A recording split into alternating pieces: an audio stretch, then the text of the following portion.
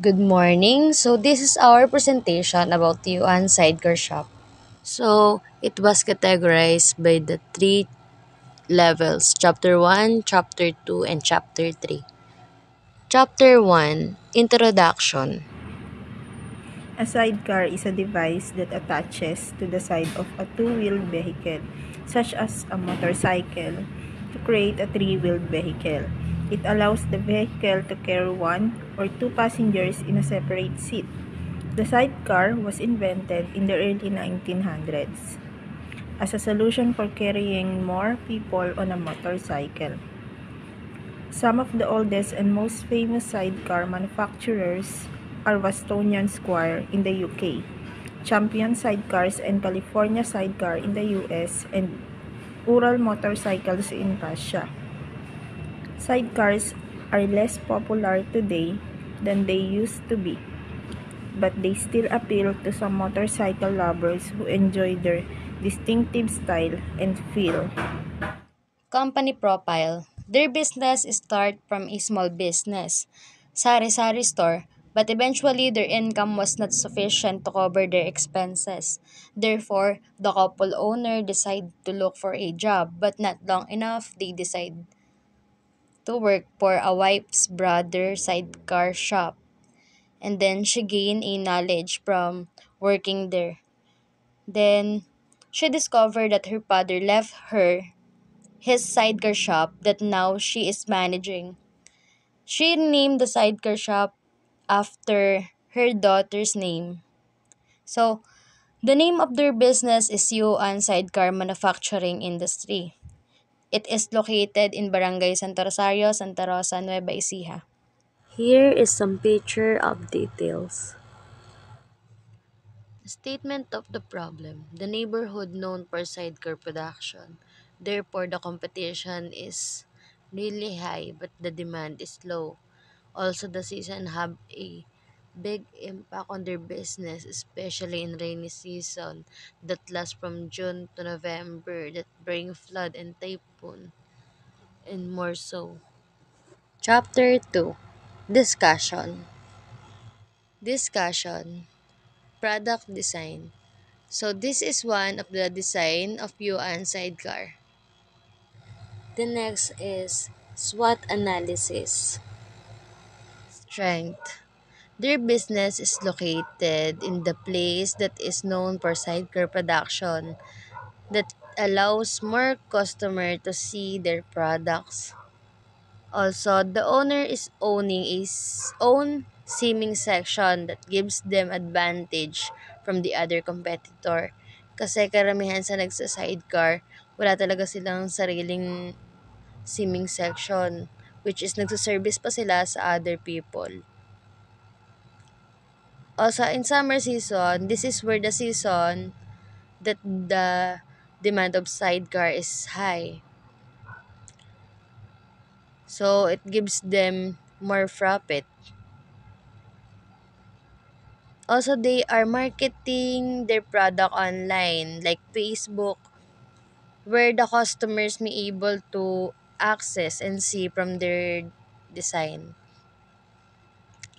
So after pandemic, their customer quickly contact them through online that makes them resume their production as quickly as possible.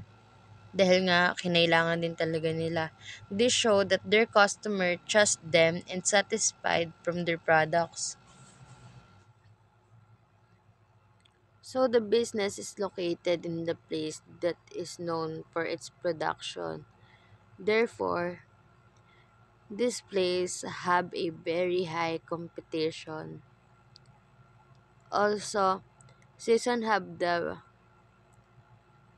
effect from its demand. Like for example, pag rainy season, konti lang talaga yung demand nila kasi karamihan talaga walang pera yung tao, ganyan.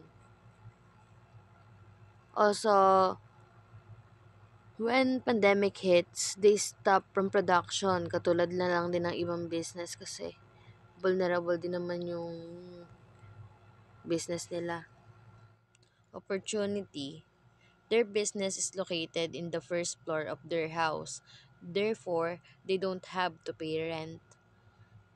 Also, they have swimming section where yung owner yung naggagawa. So, nakakatipid na sila, nagkakaroon pa sila ng additional profit kasi tumatanggap pa sila ng order from outside ng shop na nagpapagawa rin ng tolda. Tara. So, until now, the large competitor is still growing, especially where their customer is nearby, like sa Cabanatuan City, kung saan malapit yung customer nila. Also, dahil vulnerable nga yung business nila, every natural disaster, madali silang napapasara. This part is the process design of Yuan's sidecar.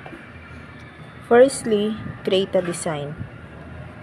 Second, shape that customer want. Kasi baka gusto magpa-customize ng customer.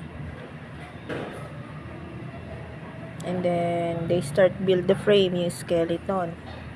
Tapos, magi-start na i-welding yung mga tubing part ng sidecar. Tapos, i-start na rin nilang i-buffing, kikinisin yung mga part na pangit tingnan. Tapos, cut and shape the seat and seat cover.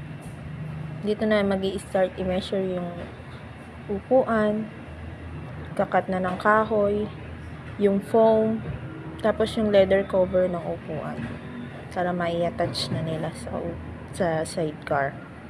Attach the canopy leather cover to the sidecar roof. Dito na po papasok yung tinahi na leather cover sa sidecar. Ididikit na kasi para matapos na yung sidecar. Lastly, prepare the finished product to the customer. This is the facility layout of Yuan sidecar. Dito po makikita na merong production area, cutting area, sewing area, storage room area. Meron din pong kitchen at CR. Tapos po, yung pinaka-opening nila, yung pinaka-gate nila nasa harapan lang. Kasi makagandahan din po dito sa facility nila, sariling bahay lang din po nila. Hindi na po sila nangupahan or nag-rent. Kasi maluwang naman po yung baba ng bahay nila. Ginawa na nilang talyer ng sidecar. Since yung cutting area, dito na po pinuputol yung mga bakal. Kasama na rin po yung kahoy. Yung sewing area naman po, ito po yung advantage ng business po nila since sila lang po yung may sariling tahian ng tolda. So, yung ibig sabihin po, yung nakakatabing may business rin po ng sidecar sa gawin nila, sa kanila na lang din po nagpapatahi ng tolda ng sidecar.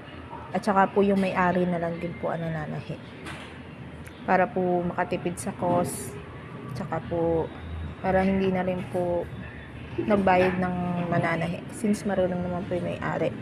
Dito po sa storage room area, dito po naka-imbak yung mga sobrang bakal, kahoy, lalo na po yung foam.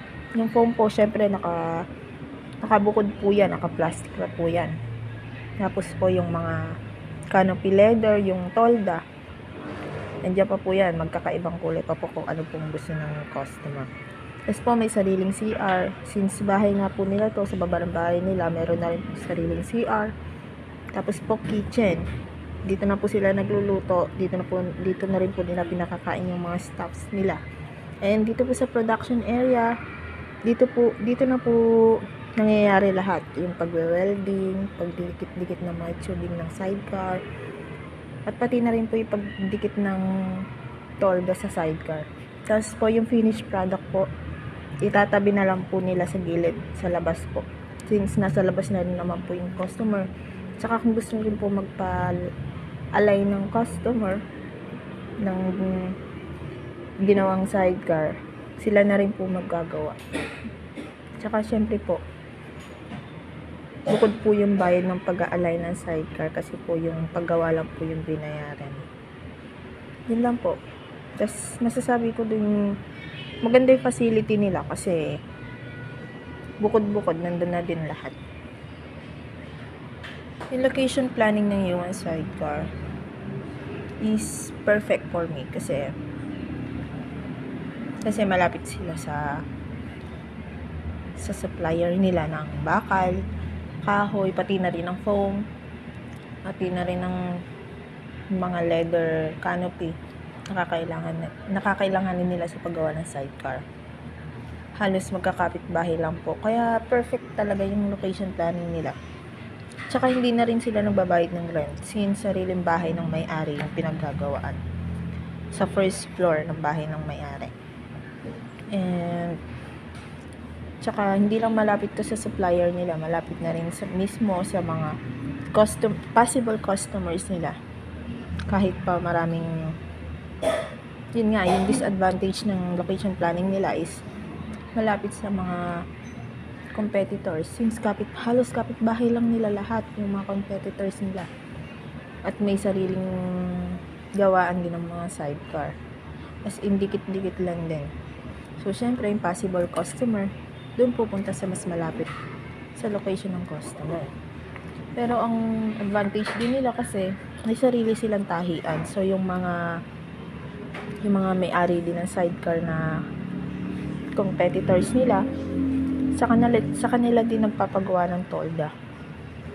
Saka isa na ring advantage yun na another profit sa paggawa ng tolda sa ibang customers. And doon naman sa hiring strategy ng Yuan Sidecar, nakapokus sila sa pagpapanatili na magkaroon ng skilled workers sa paggawa ng sidecar. And bago makapasok yung isang empleyado sa posisyon na inaano nila, kailangan muna nila i-evaluate and nagkakaroon sila ng mga parang exam, ganun, na dapat alam nila yung mga ginagawa nila, ganito, ganyan, para mapanatili yung magandang gawa or yung mga magagandang offers no business nila.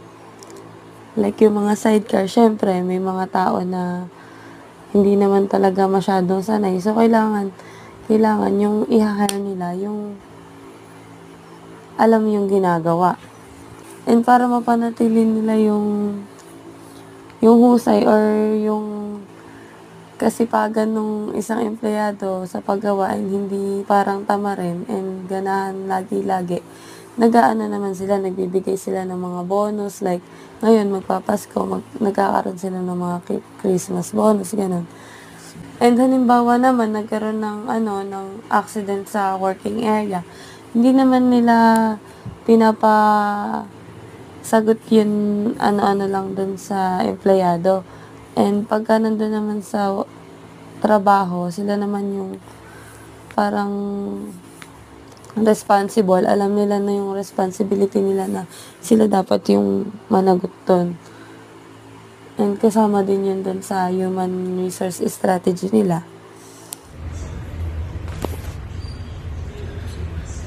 Inventory management.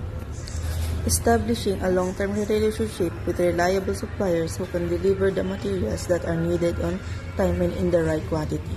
It can use data sharing and integrated scheduling to coordinate with them and avoid delays or shortage. To establishing a long-term relationship with reliable suppliers, companies can use data sharing and integrated scheduling to coordinate with them, ensuring timely delivery of materials without delays or shortage. Forecasting the demand accurately and frequently so that they can order the materials that need just because it is start of production. It can be used for historical data, market trends, and customer feedback to improve the demand planning. For this accurate and frequent demand, forecasting is essential to order materials just before production start. Just like historical data market trends, and customer feedback can be used to improve demand planning. Optimizing the production process and eliminate any waste or inefficiency that can use to lean management principles and techniques such as Kaizen to continuously improve the operations and quality. Optimizing the production process and eliminating waste or inefficiency is crucial. Management principles like Kaizen can be employed to continuously improve operations and quality. Monitoring the inventory levels and performance metrics such as inventory turnover, stock out rate, and customer satisfaction. It can use an inventory management system that supports JIT and provides real-time visibility and analytics. Monitoring inventory levels and performance metrics such as inventory turnover, stock out rate, and customer satisfaction is important. An inventory management system supporting just-in-time or JIT and providing real-time visibility and analytics can help achieve this. By implementing these strategies, business can maintain a reliable supply chain, improve production efficiency, and enhance customer satisfaction. Supply chain management. First step is planning. You want Sidecar, before they start this business, they start with planning on where they can get a supply of their materials. They plan who their target customers were since they have many competitors. Second step is sourcing.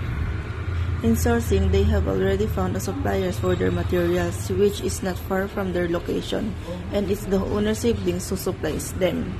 Third step is manufacturing. In manufacturing, they process the production of sidecars. They handle the attachment of materials such as cutting steels, welding it to the form sidecar, and covering the roof and side parts. And the fourth step is delivery.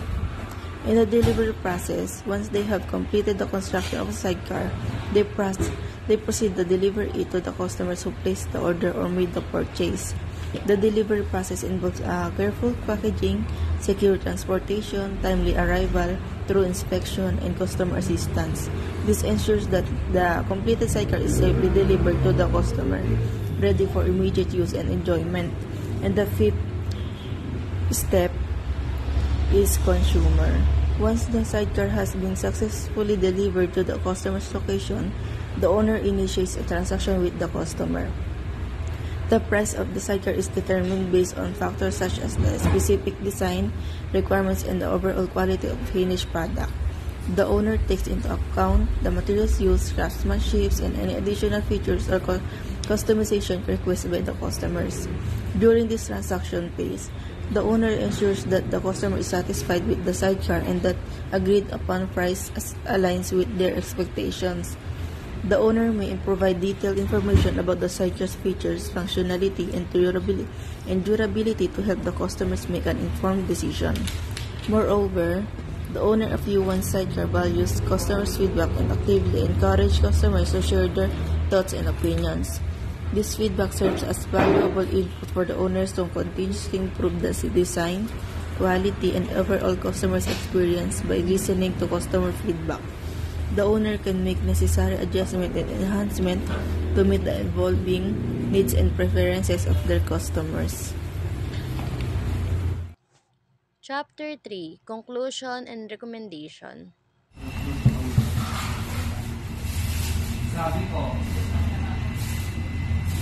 This paper is about a sidecar business in Santa Rosa, Nueva Ecija. Sidecar is a vehicle that attaches to a motorcycle and can carry passengers or cargo.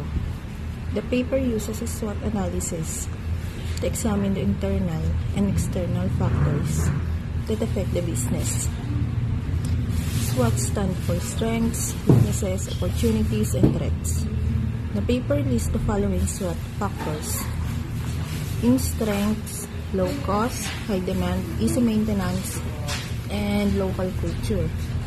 Weaknesses, safety issues, legal regulations, environmental impact, and competition.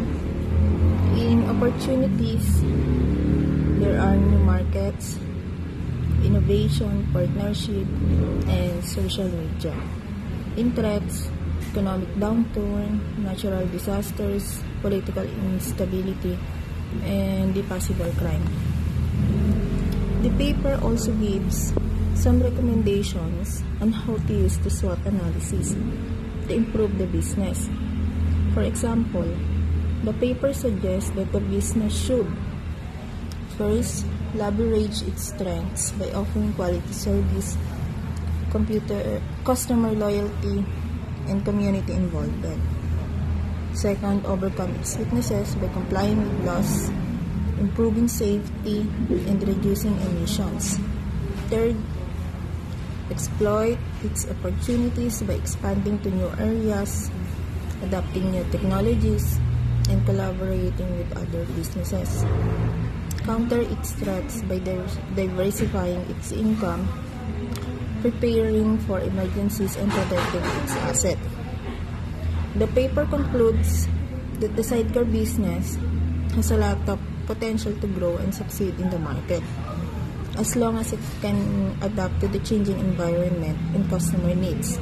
The paper also shows that the SWOT analysis is a useful tool for evaluating and improving the performance of a business. The paper suggests some future research topics, such as how to measure the social and economic impact of the sidecar business. Second, how to compare the sidecar business with the modes of transportation. And third, how to design and implement a sidecar business plan.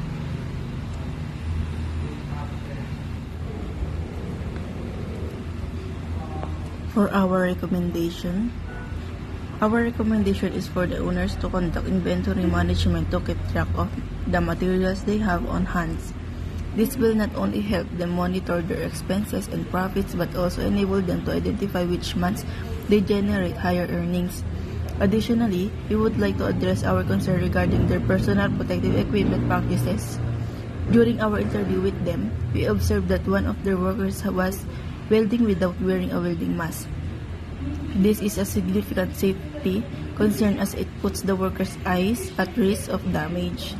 Therefore, we strongly recommend that the owner prioritize the safety of their employees by ensuring that proper PPE, such as welding masks, is provided and enforced for all relevant tasks. This will help prevent potential accident or injuries and create a safer working environment for their employees. This is the end of our presentation.